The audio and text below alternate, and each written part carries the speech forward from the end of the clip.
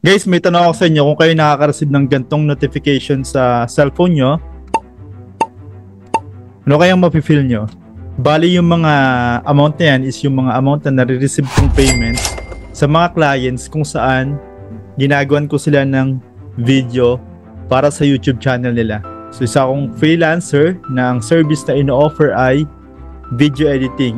Tapusin mo yung video na to. Listen, look, and listen, and learn. Para magkaroon ka ng idea kung paano nga ba nabago ng freelancing yung ibang aspect ng buhay ko. Welcome back guys sa my YouTube channel. This is Joseph, your financial advisor from True Life and isang freelancer. Sa channel na to guys, sinishare ko yung tips, recommendations, and best practices na ginagawa ko para at least makakuha ko ng clients, makapag-provide ako ng service, and kumita ng pera through freelancing. And at the same time, nag-share din ako ng tips about financial literacy. Kaya sino mga nakaka-relate sa gantong scenario? Yung tipong gigising ka ng 5 AM or 6 AM, magpe-prepare ka ng almusal, maliligo, and then aalis ka ng 6 or 7 AM para makarating ka, makaabot ka sa oras mo sa office. It's either 8 AM or 9 AM. So makipagsabayan ka sa sobrang dami ng bumabiyahe na tao papasok sa opisina. And at the same time, mas magastos din ng pagpasok sa opisina.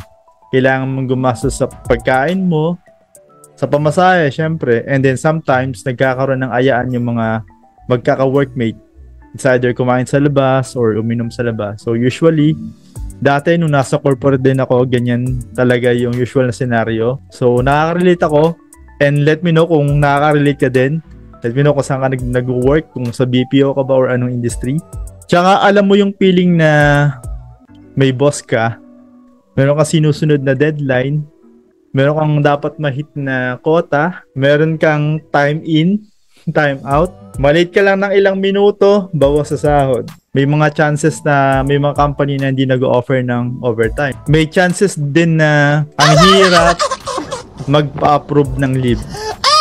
Minsan kulang kayo sa tao, di ba? Yung workforce nyo is hindi enough doon sa workload na meron kayo.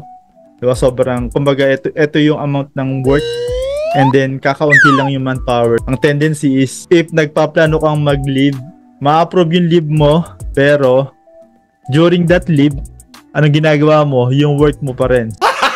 Gago! So parang, di ba, nakakainis sa part ng isang employee na nagplat ng leave, yung expectation niya na hindi na siya mag-work during that time is hindi rin na-satisfy, which is nag-work pa rin siya, tumatawag yung client, tumatawag yung manager, or merong deadline pala na dapat tapusin ng araw na yon.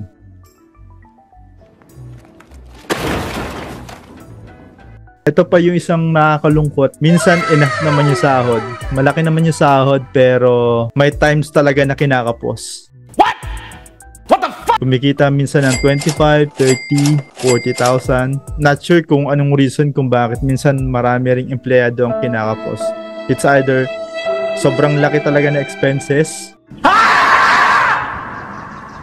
or may mga ibang responsibility aside sa pamilya. Minsan tumutulong sa magulang, ba nagpapaaral ng kapatid, may mga gadgets na binabayaran, diba? May mga loans na sinesettle. Minsan kailangan din kasi nagtatrabaho ka, kailangan mo i-satisfy din sarili mo na pinaghihirapan mo naman to, kailangan mong i-pamper yung sarili mo. Not sure kung nakaka-relate ka. Dumating din yung point na yun sa work era ko sa corporate na yes, nagtatrabaho ako, kumikita ako 15-30, but at the same time dumarating yung time na marirealize mo, meron ba akong naipon? Ba't parang wala? Nagtatabi ka naman ng portion mo ng sahod from time to time, but or dumating na yung parang end of year, di ba? Minsan November, December, tinitignan mo na yung laman ng bank account mo and then parang madidisappoint ka na, ba't parang wala akong naipon? Di ba ganun yung nangyayari? Not sure kung nakaka-relate kayo, but ako usually ganun yung nangyayari sa akin during that time na nasa corporate ako. Marirealize mo na puro ka na lang trabaho. Monday to Friday, nagtatrabaho ka. Minsan, 'di ba, Monday to Friday nag-OT ka. At the same time, nadadali rin minsan yung Sabado or Linggo, which is dapat nakadedicate na sa family and kay Lord. Sunday, dapat rest day, dedicate natin kay Lord. Ayun, so sobrang dami kong sinabi. Kung isa kang employee na nakarelate lalo na pagdating sa financial aspect ng pagtatrabaho, baka ito na yung sign na i-consider mo na aralin or pasukin yung mundo ng freelancing. Sa dinabi-nabi na sinabi ko, sa paanong paraan nga ba na bago ng freelancing yung ibang aspect ng buhay? Alamin natin. Siyempre, una-una na dyan yung sa aspect ng financial. Since freelance ako, may nare-receive ako na payment from my clients. Minsan bi-weekly, so 2 times a month. Minsan per project. Minsan 2 beses pag nagpapang-abot yung mga invoices ng mga clients o yung mga payments nila. Financially, mas nakakapag-provide ako kay Mrs. Sana all. Sa bahay, bilhin sa mga basic needs, sa mga bills, sa mga dapat i-settle every month, ibayad sa amortization sa pag-ibig, di ba? Sa kuryente. And then nakapagbigay din ako at the same time sa magulang. Dumating yung point na nag-stop ako na magbigay sa magulang ko. But ngayon kahit pa paano, unti-unti nakapagbigay na uli ako kahit na maliit na halaga. But I know for a fact na appreciate ni Nana yung binibigay ko na amount sa kanya, even though hindi na siya ganun kalaki katulad ng dati na nasa corporate ako. But I'm looking forward na dumating yung time na mas malaki na yung ma-provide ko, mabigay ko sa magulang ko. And then matulungan ko rin yung ibang kapatid if just in case need nila ng financial assistance. Pwede mangutang para at least hindi na tumubo, di ba? And syempre, yung pinaka-importante sa lahat, nung nag-start ako mag full-time ng freelancing and mas nakilala ko si Lord, mas nabuksan yung isipan ko sa paglalaan ng percent ng kinikita ko and kinikita namin ni Mrs. kay Lord. So, mas nakapag-provide kami sa church activities. Nakapag-tights kami ng bukal sa kalooban namin na pag kinompare ko yung tinatights ko during ng nasa gantong panahon compare last year and today, I can say mas blessed, mas pinagpala. So, binabalik ko lang din kay Lord yung mga blessings na natatanggap ko kasi hindi naman ako makaka-receive ng ganyan kung hindi naman talaga dahil sa kanila. Since kumikita ako ng consistent, andyan na rin yung aspect na nagkakaroon ako ng peace of mind. Nagkakaroon ako ng peace of mind, syempre, once na napoprovide ko yung needs ng bahay na to, nakapag-provide ako kay Mrs., may peace of mind din si Mrs. Kung may peace of mind si Mrs., syempre, ang balik niyan, may peace of mind din si Mr. It's a win-win for Mrs. and for me. Syempre, pag nakapag-provide ka kay Mrs., gusto ko, happy ka! Happy siya. Kung happy siya, syempre, happy ka rin. Win-win pa rin. Dumarating din yung time na if may gusto kami bilhin, it's either maliit na bagay man yan or medyo malaki yung amount. Pag kinompare ko yung dating wala pa ako sa freelance, hindi pa ako nagkakaroon ng gantong number of clients. Sobrang challenge para sa amin yung bumili ng ganito. But ngayon, nalalaanan na namin ng amount. Minsan, meron na talagang budget. And then at the same time, nakagala na rin kami. If dumating yung payment ng client, parang gusto naming pumunta sa gantong lugar, for example, sa Tanay, or usually kasi Tanay lang yung pinupuntahan namin. Mag-set aside na tayo ng gantong amount para makapag-unwind tayo, makapunta tayo ng Tanay. So usually, ganun yung nagiging scenario. Mas productive since nasa bahay lang naman ako, 'di ba? Kaya ko makapag-work para sa mga client ko. Harap lang ako sa computer ko, mag-edit ako ng videos nila and then send ko sa kanila. Mas productive.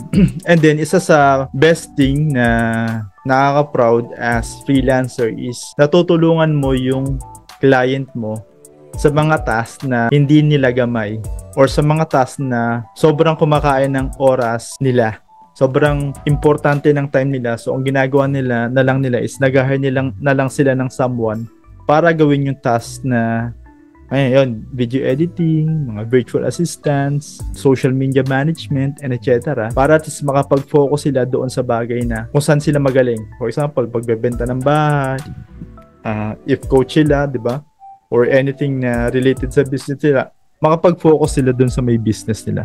And then last, nung nag-start na kahit pa paano maging consistent yung client ko, dumarating na yung time na mas nagkakaroon ka ng lakas ng loob na mag-set ng mas malaking dreams or mas malaking goals. Kasi unti-unti nang nabuo yung confidence mo na ay kaya ko pala. Ayun yung ilan sa mga aspect na nabago nung nag-start na maging okay yung freelancing journey ko. Bibigyan ko kayo ng ilang mga ginawa ko kung bakit ako dumating sa time na ayun, nagkaroon na ng consistent na kita and client pagdating sa freelancing. So, syempre, number one, from financial advisor na nothing or na work which is a commission based, nag-transition ako into freelancer. I'm not saying na hindi na ako financial advisor kasi affiliated pa rin naman ako sa ProLife UK. So, nag-aral ako ng mga tutorial sa YouTube. Number one yan kasi hindi naman lahat alam mo. Kung may gusto kang bagay na matutunan, syempre YouTube and Google, isa sa mga option mo yan. Since free and available naman siya anytime as long as meron kang internet or meron kang resources. And then, andyan din yung sumali ako sa mga Facebook groups. So, sobrang laking tulong ng Facebook groups kasi doon sa mga groups na salihan ko is nag-share na sila ng mga best tips and practices. Nag-share din sila ng mga scenario which is most likely as freelancer, nakaka-relate ako. Marami akong natututunan. Sobrang laking tulong kasi pare-parehas kayo ng mindset. Kung andun ka sa Facebook group na yon, kumbaga mas maano yung eagerness mo na mas matuto and mas maging successful sa freelancing business na pinasok mo. And then ito pa, yung isa kong ginawa, kahit pa paano during on the third or fourth quarter ng 2022, may paunti-unti ng clients and income na pumapasok from freelancing. So, ang ginawa ko, nag-decide ako na mag-enroll, mag-take ng mga paid courses. So, hindi ko na dapat tipirin yung sarili ko. Dapat mag-invest na rin ako sa knowledge. YouTube, Google is okay. But, kung may chances ka na, kung may resources ka na para mag-enroll sa mga courses na gusto mong i-focus, go. Kasi sobrang laking tulong yan. Sobrang laking balik niyan, lalo na sa freelancing business mo. Since kumikita na ako, nag-avail na rin ako ng mga subscription na app. Unang-una dyan as video editor, so bumili na ng license nung app na ginagamit ko. O nag-avail ako ng domain for the website na ginawa ko. And anything na tingin ko na makakatulong sa freelancing business ko. So yun guys, hanggang dito na lang muna yung video natin. And sa susunod na video, all about freelancing pa rin. And kung gusto nyo magkaroon ng ideya kung saan ako nakakuha ng client, kung saan ako naglalagay, naghahanap ng mga leads, panoorin nyo yung video na to. Yan, sobrang laking tulong yan para sa mga nag-start ng freelancing. So hanggang dito na lang muna and see you on my next video.